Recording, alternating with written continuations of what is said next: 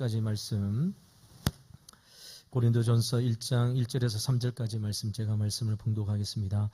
하나님의 뜻을 따라 그리스도 예수의 사도로 부르심을 받은 바울과 형제 소수대네는 그리스도에 있는 고린도에 있는 하나님의 교회 곧 그리스도 예수 안에서 거룩하여지고 성도라 부르심을 받은 자들과 또 각처에서 우리의 주 곧 그들과 우리의 주 되신 예수 그리스도의 이름을 부르는 모든 자들에게 하나님 우리 아버지와 주 예수 그리스도로부터 은혜와 평강이 있기를 원하노라. 아멘.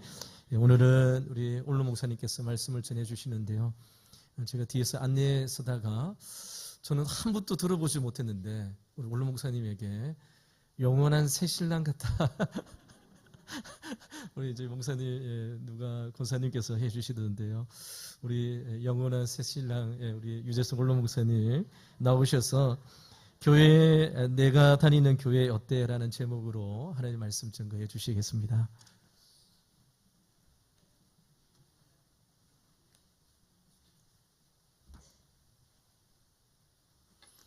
할렐루야. 다시 강단에 1년 만에 쓰는데 참 떨립니다. 오래간만에 강단을 쓰니까. 얼마 전에 제가 이상한 꿈을 하나 꿨어요. 꿈을 꿨는데 그 꿈이 아주 한편으로는 기분이 나쁘고 한편으로는 왜 이런 꿈을 꿨나 그런 생각이 들었어요. 무슨 꿈이냐 하면 제가 설교 준비를 잘했는데 설교 원본을 잃어버린 거예요. 그래가지고 강단에 지금 올라가야 되는데 원고가 없는 거라. 그래가지고 막 원고 찾다가 헤매다가 목사님 시간 다 됐어요. 막 이래서 할 수 없이 강단을 올라가는 꿈을 끄덕했어요. 근데 바로 그날 내가 집사람한테 이렇게 말했어요. 나는 목회할 때도 이런 꿈을 안 꿨는데 왜 이런 꿈을 꿨는지 모르겠다. 아주 이상한 꿈을 냈꿨네.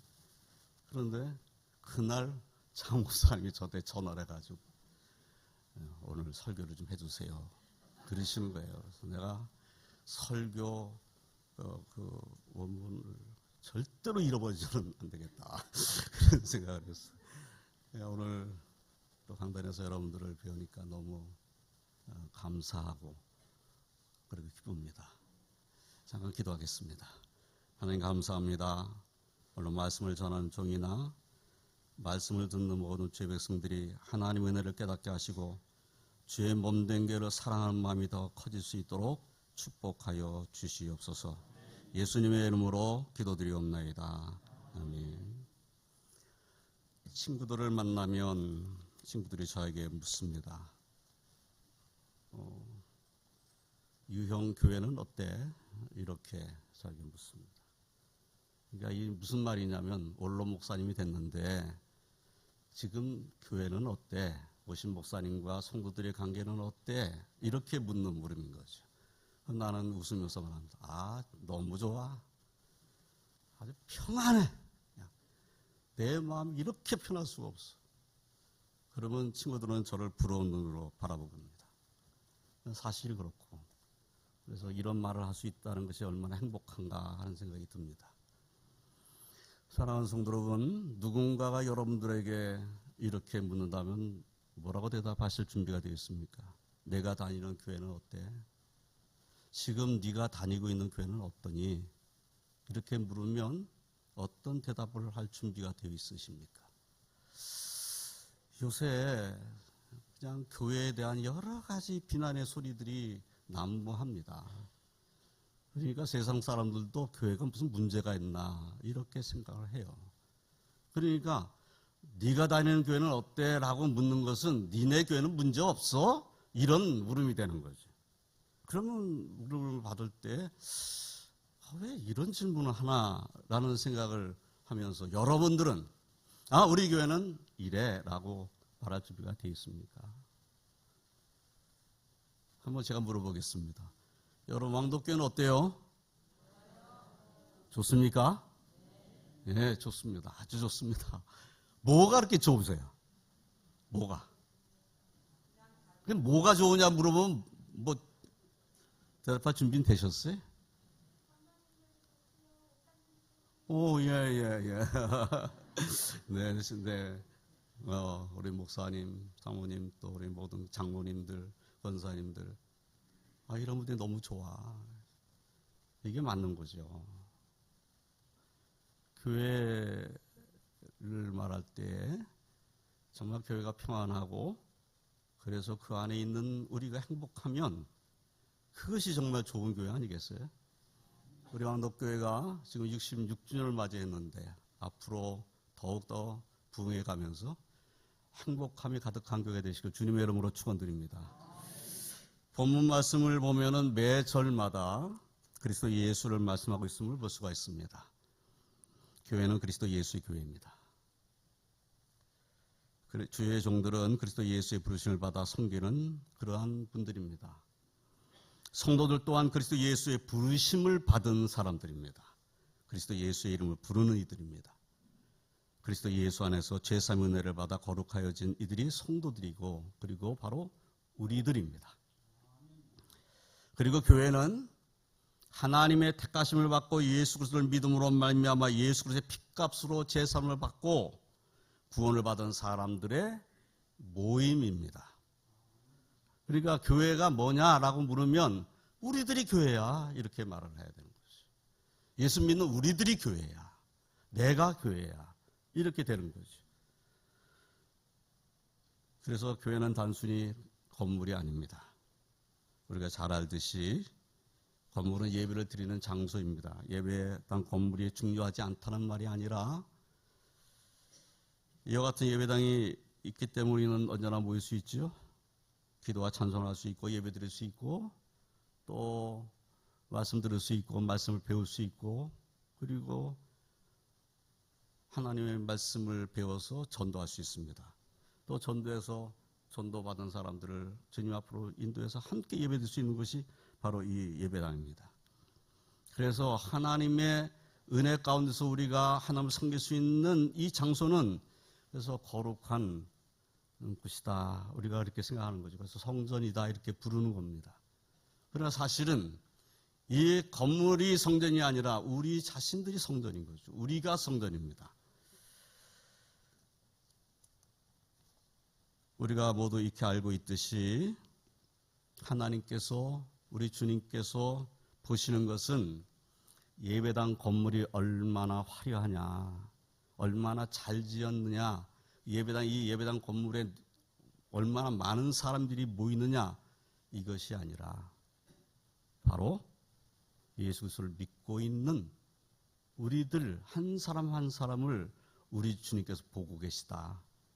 이 사실을 확신하시길 주님의 이름으로 축원드립니다.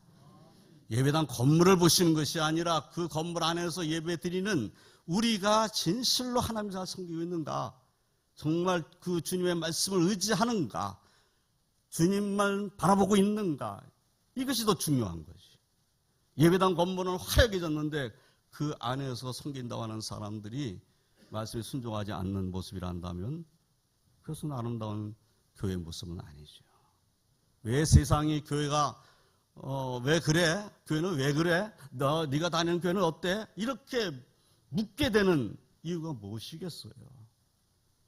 교회가 바로 서야, 교회가 교회다워야 세상에서 교회는 이렇다라고 말 수 있지 않겠어요? 사도 바울께서는 본문 2절에서 이렇게 말씀했어요. 고린도에 있는 하나님의 교회 곧 그리스도 예수 안에서 거룩하여지고 성도라 부르심을 받은 자들과 또 각처에서 우리 주 곧 그들과 우리의 주 대신 예수 그리스도의 이름을 부르는 모든 자들, 이렇게 말씀을 했어요. 하나님의 교회가 어떤 모습이어야 하느냐라는 것을 알려주고 계신 거죠. 하나님의 교회는 뭐냐? 하나님의 교회는 그리스도 예수 안에서 거룩하여지고 성도라 부르심을 받은 자들이라고 말씀하고 있어요. 그러니까 예수 그리스도를 믿음으로 말미암아 거룩하여진 하나님의 백성들, 바로 그것이 하나님의 교회예요. 이 말씀에서 우리가 깨닫게 되는 것은 고린도 교회가 어떤 교회냐? 고린도 교회, 원래 고린도는 상당히 그 시대에 타락한 도시 중 하나였습니다. 그래서 고린도인이다. 저 사람 고린도 사람 같아. 이렇게 말하면 타락한 사람 같아. 저 사람은 좀 이상해. 이렇게 표현하는 말이에요. 근데 그 고린도에 교회가 세워진 겁니다. 그러면 고린도 교회, 고린도에 세워진 교회, 고린도에 있는 교회는 어떤 교회냐? 예수 그리스도의 부르심을 받은 사람들, 그래서 거룩하여진 하나님 백성들이 모여있는 곳이라는 거예요. 그러니까 고린도라고 하는 지역과 고린도에 있는 교회는 완전히 다른 것이죠.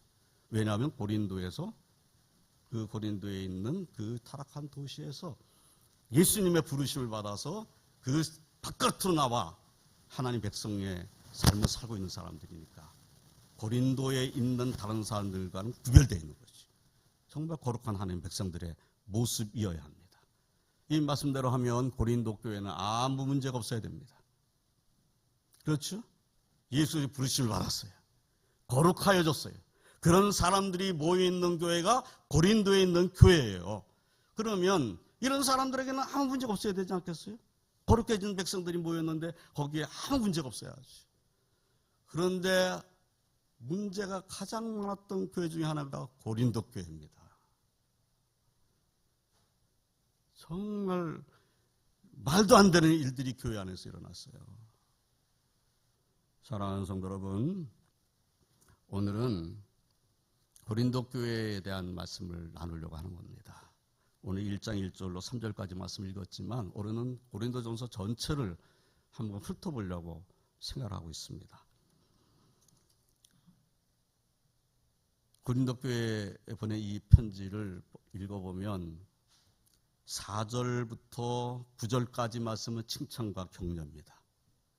그런데 그 이후의 말씀, 1장 10절 이하의 모든 말씀은 대부분 책망의 말씀이에요. 아니, 거룩하여진 하나님 백성들이 모이는 교회가 왜 이렇게 문제가 많아요?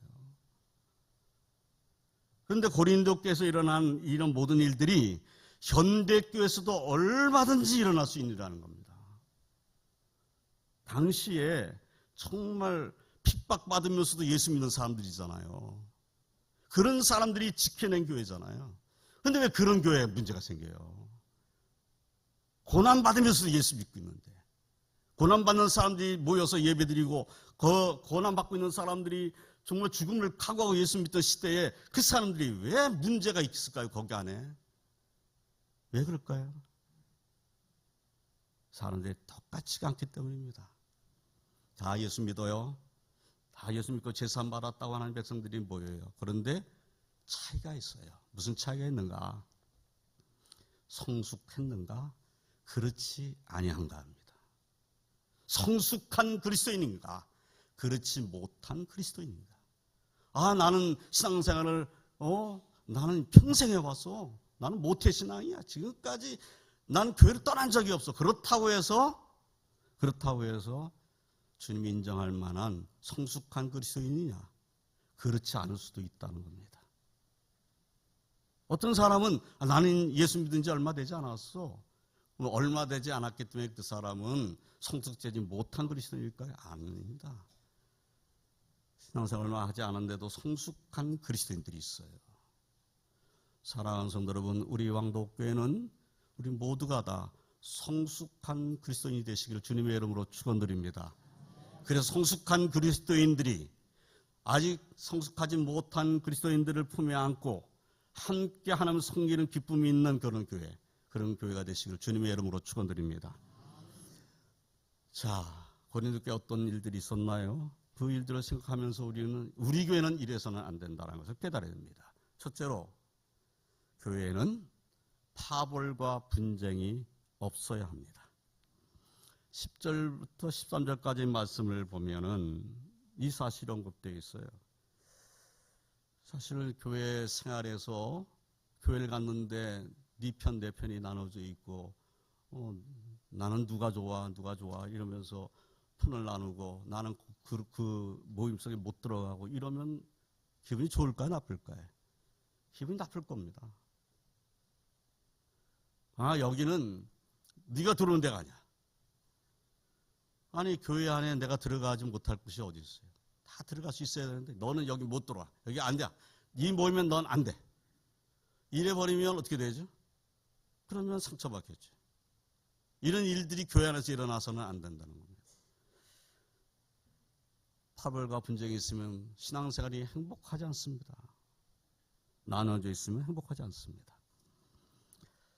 사도 바울은 거룩한 하나님의 백성, 그 백성들이 모인 고린도 교회에 분쟁이 있다는 소식을 들었습니다. 어떤 이는 자기가 바울에게 속했다고 하고, 어떤 이들은 아볼로에게 속했다, 어떤 이는 게바고 베드로에게 속했다. 그리고 어떤 이들은 무슨 소리야? 나는 그리스도께 속했어. 그래서 마치 바울에게 속한 사람이 신앙이 더 좋은 것처럼, 누구에게 속했다면 나는 그 사람, 그분 때문에 난 인격이 더 성숙해진 것처럼, 나는 더 일을 잘하는 것처럼, 이렇게 생각하는 잘못을 범하는 그런 모습들이 있을 수 있었다는 거예요. 그러니까 이꼴저꼴 나는 보기 싫어. 나는 예수 그리스도밖에 없어. 나는 그리스도께 속했어. 그리스도 외에 다른 데 속했다는 것은 잘못된 거야. 이런 사람도 있었겠죠. 그러니까 서로가 비난을 하는 모습이 되어버리는 거예요. 분쟁이 일어났습니다. 거기에 상처가 있었겠죠. 아무래도. 그래서 사도 바울은 13절에서 이렇게 말씀했어요. 그리스도께서 어찌 나뉘었느냐. 바울이 너희를 위하여 십자가에 못 박혔으며 바울의 이름으로 너희가 세례를 받았느냐 라고 책망했어요. 사도 바울은 성도들 하나님의 부르심을 받고 거룩하여진 하나님 백성들이 오직 십자가에 못 박히신 예수 그리스도 안에서 하나이어야 한다는 사실을 강하게 말씀하고 계신 것이죠. 예수 그리스도 안에서 하나여야 한다. 이 말씀을 하시는 겁니다.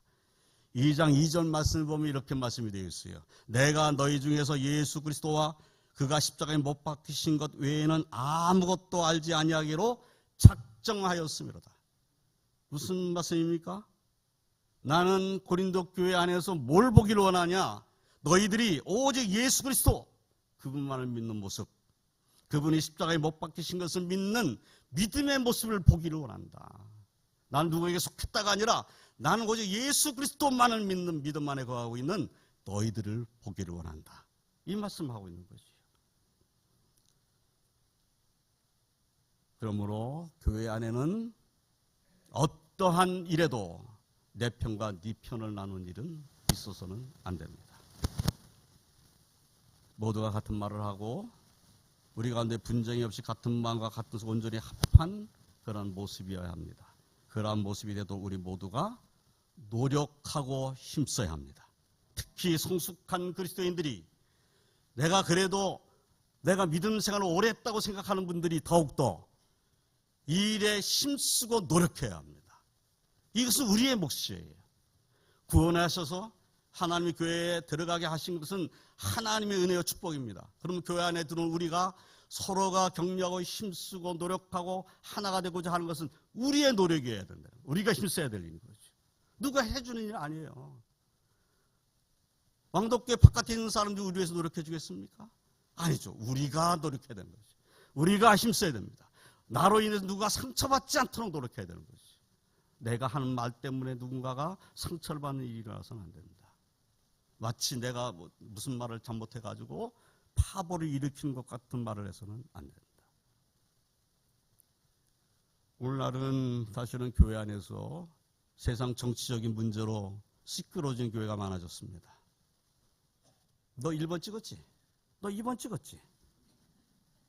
이렇게 가지고 막 교회 안에서는 세상 정치 얘기하면 안 됩니다. 사랑하는 성도 여러분, 어떤 일에도 나뉘어지는 일이 우리 왕덕께서는 일어나서는 안 될 줄로 믿습니다. 주 안에서 평안하시기를 주님의 이름으로 축원드립니다. 두 번째로, 세상의 가치관이 교회에 들어와 교회의 거룩성을 해치게 해서는 안 됩니다. 교회가 교회답지 못하면 신앙생활에 행복하지 않습니다. 교회가 교회다워야 행복하지. 아, 우리 교회는 정말 교회다워. 네가 다니는 교회는 어때? 와봐. 우리 교회 한번 와봐. 우리 교회는 달라. 이렇게 말할 수 있어야 되겠죠. 네가 걱정하는 다른 교회가 달라. 우리 교회는 그렇지 않아. 와봐. 이렇게 말할 수 있어야 된다는 거죠.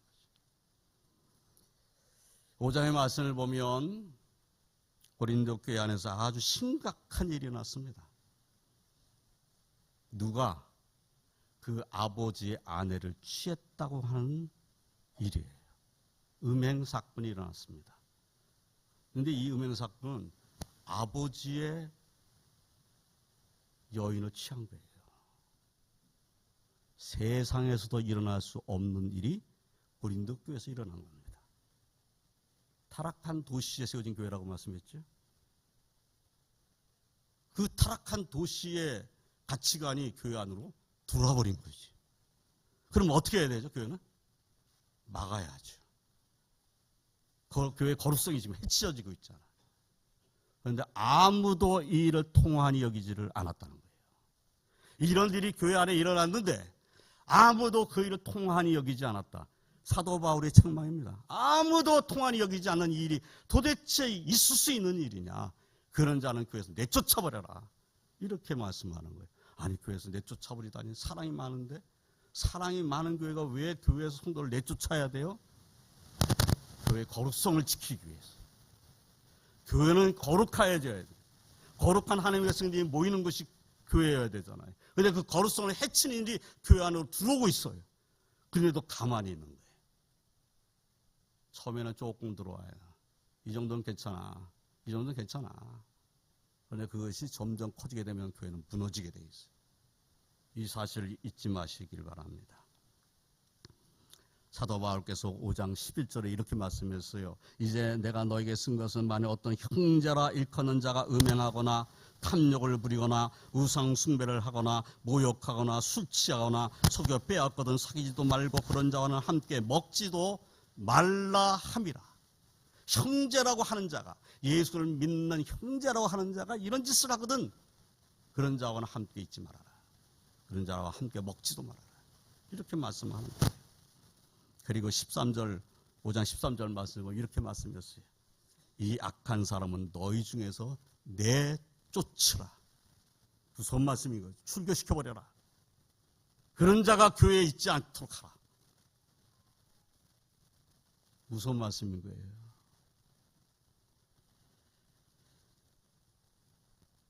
사도 바울은 6장 19절로 20절에 이렇게 말씀했어요. 너희 몸은 너희가 하나님께로부터 받은 바 너희 가운데 계신 성령이 전인 줄 알지 못하느냐?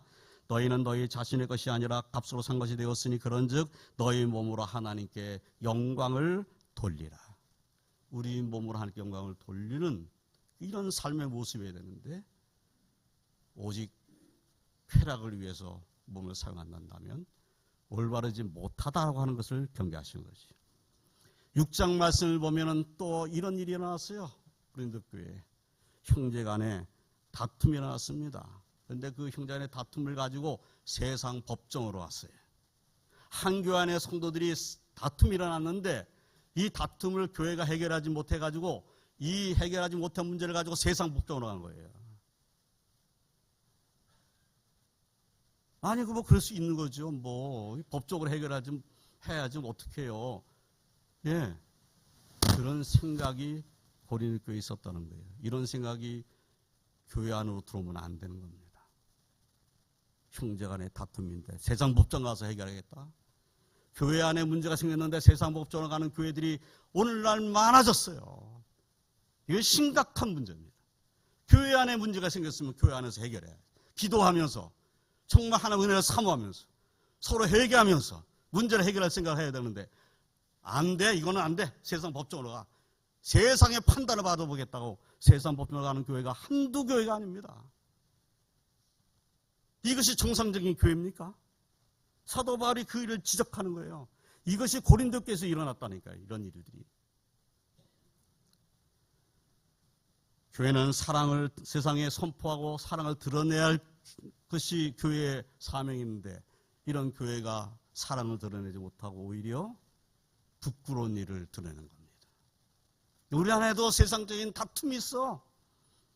우리 안에도, 우리 교회 안에도 세상적인 다툼이 있는데 이 문제는 세상 법정으로 가서 해결해. 우리도 세상 법정이 필요해. 이런 모습인 거죠. 세상 법이 필요할 때가 있죠. 그런데 형제 간의 다툼이 세상 법정으로 가는 모습이 되어서는 안 됩니다. 왜 그런가? 왜 그런가? 왜냐하면 교회는 세상의 법정보다 더 높은 도덕적인 수준과 윤리적인 수준에 도달해 있어야 되는 거지. 세상 법보다도 더 높은 도덕 윤리가 있어야 되는 거예요.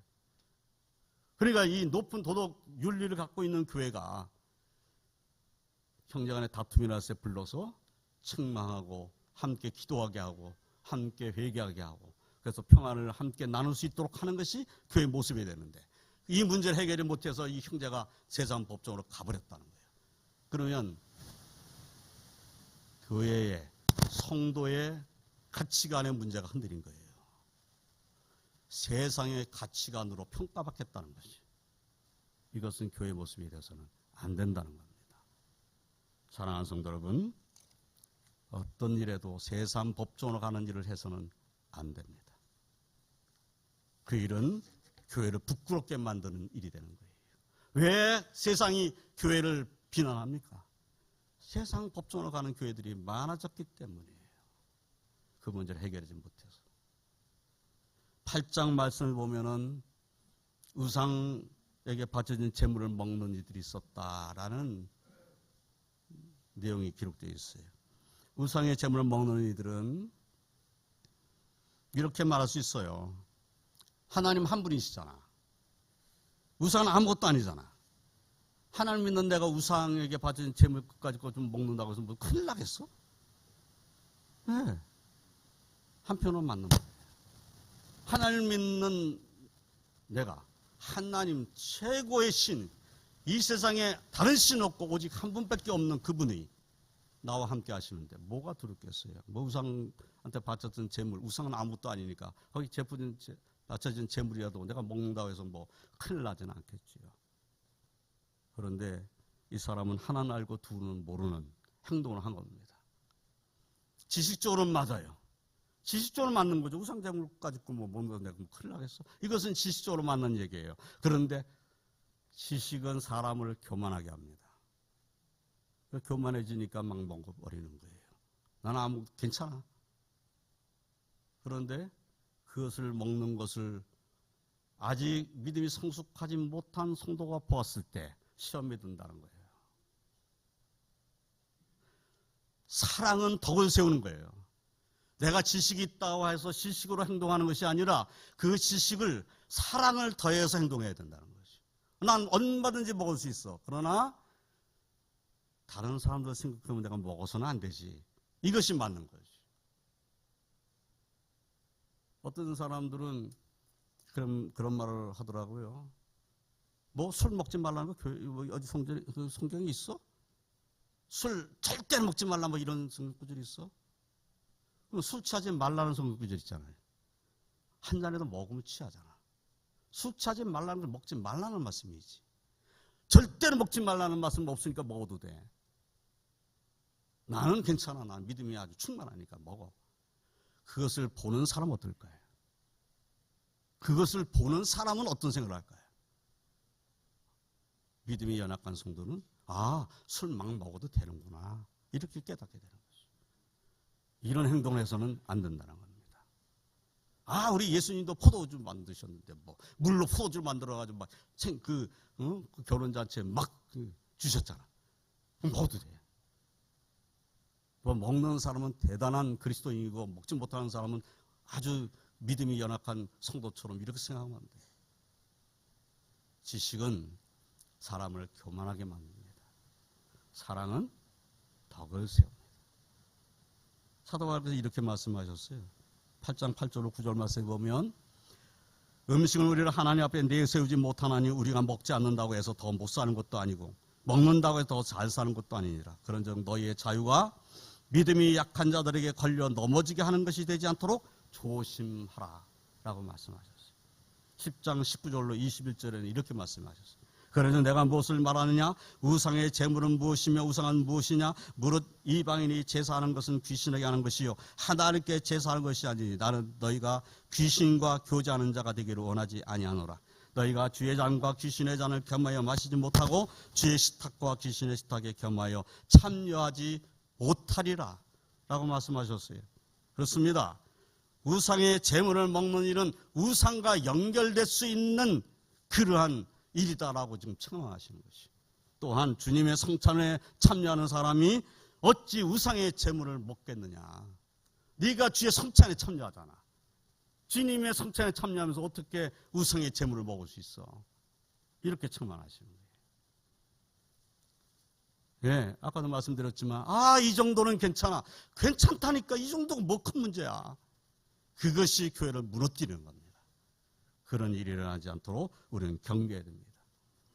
9장의 말씀을 보면은 정말 교회 안에 이런 일이 일어나서는 안 되는데 고린도 교회 성도들 가운데 사도 바울의 사도권 의심하는 사람이 있었습니다. 사도 바울이 정말 사도야? 정말 사도 바울이 하나님 말씀을 전해도 되는 사람이야? 정말 사도권이 있어? 이렇게 의심하는 사람도 있었던 거죠. 복음에서 목숨까지 내놓은 주님의 종을 신뢰하지 못하는 이들이 있었다는 겁니다. 복음을 위해서 자신의 희생까지 하는 그분을 대하면서 의심하고 신뢰하지 못하는 거예요. 그러면 그런 신앙생활하는 사람이 행복할까요? 행복하지 않을 것입니다. 강단에서 주의 말씀을 선포하는 우리 장목사님을 우리 모든 성도들이 신뢰하시길 주님의 이름으로 축원드립니다. 목사님을 신뢰하게 될 때 행복해지는 거예요. 우리가 서로 신뢰할 때 행복해지는 거죠. 신뢰가 깨어지면 다 깨어지는 겁니다. 신뢰가 깨어지면 무너지는 거예요. 신뢰하려고 하고 신뢰받는 사람은 더 신뢰받기 위해서 노력해야 되고 신뢰하는 사람은 더욱 신뢰하도록 힘써야 되는 거죠. 그러한 모습으로 우리 왕독교는 더 든든히 세워가시기를 주님의 이름으로 축원드립니다. 12장 13절 말씀을 보면 13장까지의 말씀을 보면 고린도 교회 성도들 중에 은사를 받은 사람들이 꽤 많이 있었던 것 같아요. 어떤 이들은 병 고치는 은사를 받았습니다. 어떤 이들은 방언의 은사를 받았고 예언의 은사를 받기도 했습니다. 그런데 문제는 은사를 받은 이들이 절제하지 못하는 일이 벌어진 거예요. 내가 받은 은사가 최고다고 생각한 거죠. 그래서 절제하지 못하고 스스로 교만해서 다른 일과 협력하지 못하는 일들이 교회 안에 일어났어요. 그래서 마치 이런 거죠. 나는 눈이야. 근데 너는 손가락이잖아. 너 필요 없어. 눈으로 모든 것을 다 볼 수 있잖아. 눈만 있으면 돼. 눈만 있으면 되는 거예요? 아니잖아요. 모든 지체가 함께 움직여야 이 정상적인 거예요. 눈만 멀뚱멀뚱 뜨고 잘 봐. 그런데 몸을 움직이지 못해. 그러면 뭐 하겠어요? 아무것도 못하는 거예요. 서로를 인정해야 되는 것이. 은사를 받는 사람, 나는 눈동자와 같이 정말 귀한 은사를 받았어. 대단한 거죠. 그러나 다른 이들과 협력하지 못하면 아무것도 아닙니다. 이것을 깨달아야 되는 거죠. 사도 바울께서 이제 이런 은사에 대한 이야기를 하면서 너희들에게 더 큰 은사가 필요하다는 것을 말씀하는 거예요. 더 큰 은사가 무엇이었습니까? 사랑이었다는 것이죠. 사랑. 사랑이 제일 큰 은사입니다. 사도 바울께서는 13장 1절로 3절에 이렇게 말씀했어요. 우리가 너무나 잘 아는 말씀이죠. 내가 사람의 방언과 천사의 말을 할지라도 사랑이 없으면 소리나는 우리 구리와 우리는 꽹가리가 되고 내가 예언한 능력에서 모든 비밀과 모든 지식을 알고 또 산을 옮길 만한 모든 믿음이 있을지라도 사랑이 없으면 아무것도 아니요. 내가 내게 있는 모든 것으로 구제하고 또 내 몸을 불사르게 내줄지라도 사랑이 없으면 내게 아무 유익이 없느니라. 사랑이 없으면 아무것도 아닙니다. 13장 8절에서는 사랑은 언제까지나 떨어지지 아니하되 예언도 패하고 방언도 그치고 지식도 패하리라. 사랑만 남는다. 하나님 나라에서는 사랑만 남는다는 것을 깨닫게 하시는 거예요. 13장 13절에서는 이렇게 말씀했지요. 그런즉 믿음, 소망, 사랑 이 세 가지 항상 있을 것인데 그 중에 제일은 사랑이라. 사랑이 제일입니다. 사랑이 가득 차 있으면 그거에서 천국을 맛보게 되는 거지. 하나님 나라 어떤 나라입니까? 사랑의 나라입니다. 사랑으로 가득 찬 나라겠죠. 우리가 장차갈 그 나라는 사랑으로 가득 찬 나라일 거예요. 그러면 이 땅에서 천국을 맛볼 수 있는 곳은 어디입니까? 교회여야 합니다. 여겨야 하는 거지. 사랑이 있어야 된다는 겁니다. 사랑하는 성도 여러분, 우리 왕독교는 하나님 말씀 진리에 굳게 서서 세상을 이기며 교회 거룩성을 지키고 믿음이 강한 이들은 믿음이 아직 연약한 이들을 돌아보면서 주님을 사랑하고 서로를 사랑함으로 세상에 하나님의 사랑을 전하는 교회가 더욱 되시기를 주님의 이름으로 축원드립니다. 세 번째로 교회는 믿음 위에 굳게 서 있어야 합니다. 믿음으로 충만할 때 신앙생활이 행복해집니다. 15장 말씀을 보면 고린도 교회 성도들 중에는 그리스도의 부활을 믿지 아니하는 사람도 있었어요. 아니, 어떻게 예수 그리스도의 부활을 믿질 않지? 그 시대에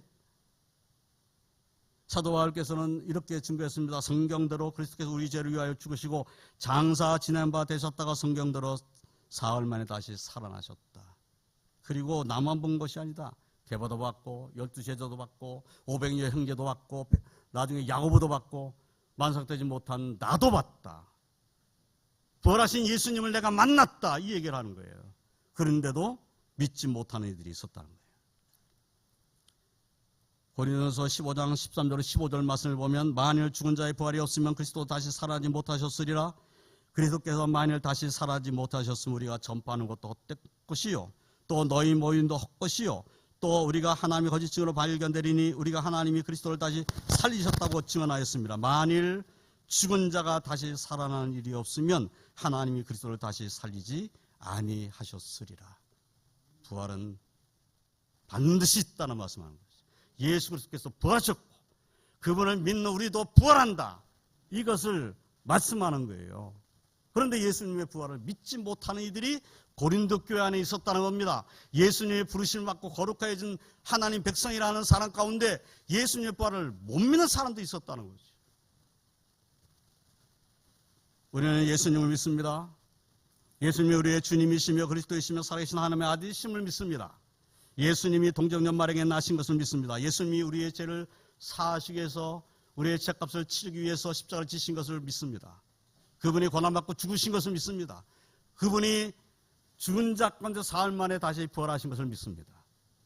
그분이 승천하셨고 다시 재림하실 것을 우리가 믿습니다. 이 믿음으로 더욱 충만하시길 주님의 이름으로 축원드립니다. 이제 말씀을 정리하겠습니다. 여러분들 보셨는지 모르겠지만 왕가 사는 남자라는 영화 보셨어요? 네, 저는 이제 설날 연휴 때 봤어요. 뭐 기대하고 본 건 아니고 그냥 볼 것이 없어서 보다가 왕가 사는 남자? 뭐 단종의 얘기를 하는데 한번 뭐 단종 얘기는 다 아는 건데 보러 갔어요. 처음에는 얼마나 웃었는지 웃다가 나중에는 울다가 눈물이 그냥 막 흘러가지고 야 이거 영화 보면서 난 이렇게 운 적이 좀 있었나 그런 생각이 들 정도로 그렇게 영화를 보고 나왔어요. 그래서 내가 마음속으로 야 이 영화 사람들이 참 좋아하겠다. 그때 한 뭐 100만 정도 받는가 했을 때예요. 그때 막 상영되기 시작한 지 얼마 안 됐을 때예요. 사람들이 많이 보겠다. 그런데 지난주인가 1600만 명이 봤다네요. 와. 나는 영화 보고 나와서 이 영화를 만든 감독은 어떤 사람일까 하고 유튜브를 막 뒤졌어요. 그랬더니 그 사람에 대한 유튜브가 엄청 많아요. 이야, 이런 사람이었구나. 이런 사람인지도 모르고 있었네. 근데 그 과거 영상 말고 이 영화를 찍을 당시에는 어땠을까? 어떤 사람일까? 근데 그 감독이 이런 말을 하는 거예요. 자기는 자기 촬영 현장에서 큰 소리가 나는 것이 싫다는 거예요. 큰 소리가 나는 거예요. 아무리 짜증나고 힘들어도 소리 지르지 말라. 내 현장에서 소리 지르는 사람은 없어야 된다. 그래서 스태프들을 다 불러놓고 영화를 찍기 전에 스태프들, 주요 스태프 다 불러놓고 내 현장에서 소리 지르지 말아라. 기분이 나빠도 소리 지르지 말아라. 그러니까 어떤 사람이 묻는 거예요. 아니 정말 잘못한 사람이 있는데 그냥 내버려둬요. 그냥 내가 조용히 불러가지고 그냥 야단칠게요. 그냥 내버려둬. 실수한 그 사람은 죽을 맛일 거야. 그냥 내버려둬. 내 현장에서 큰 소리 나지 않았으면 좋겠다. 만약에 큰 소리가 내 귀에 들린다면 그 사람 나와 함께 일하기를 원하지 않는 사람이라고 난 생각하겠다. 그럼 무슨 말이죠? 그냥 내 현장은 큰 소리가 안 나는 현장이었으면 좋겠다. 그리고 그분이 이런 말을 했어요. 내 현장은 행복했으면 좋겠다.